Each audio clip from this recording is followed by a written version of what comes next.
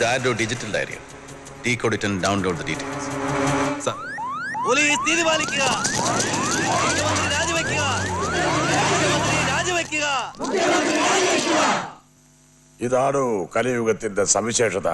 അസുരന്മാർ ദേവന്മാരാകും, ദേവന്മാർ ചിലപ്പോൾ രാക്ഷസന്മാരാകും.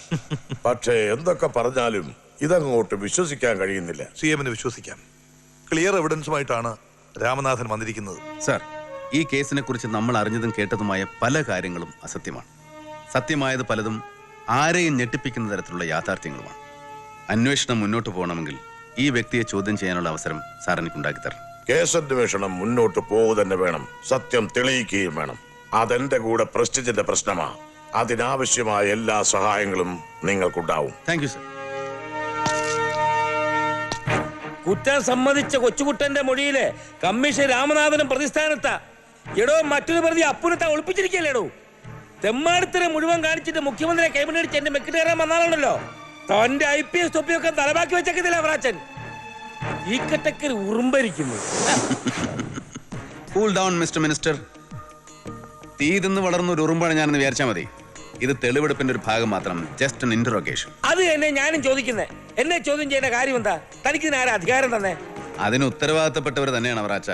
ആട്ടെ, കൊല നടന്ന ദിവസം മിനിസ്റ്റർ ആന്റണിയുടെ വീട്ടിൽ പോയിരുന്നു. പോയി കാണും. അങ്ങനെ പോയി കാണുമെന്ന് പറഞ്ഞാൽ പോരാ, പോയിരുന്നോ? പോയിരുന്നെങ്കിൽ അത് എന്തിന്? താൻ എന്നെ ഉണ്ടാക്കാനാടോ? ഇവിടെ ചത്തുപോയി അന്തോണിച്ച് എന്റെ കൂടപ്പുറപ്പാ. ഞാൻ അവന്റെ വീട്ടിൽ പോകും.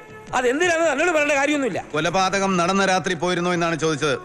അത് പിന്നെ പോയിരുന്നു. വായ്, എന്തിന്?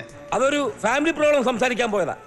അതെ, ഫാമിലി പ്രോബ്ലം സംസാരിച്ചു, തമ്മിൽ പിണങ്ങി, വാഗ്വാദമായി, പിടിവലിയായി, അവസാനം അതൊരു കൊലപാതകത്തിൽ കലാശിച്ചു. അതല്ലേ സത്യം?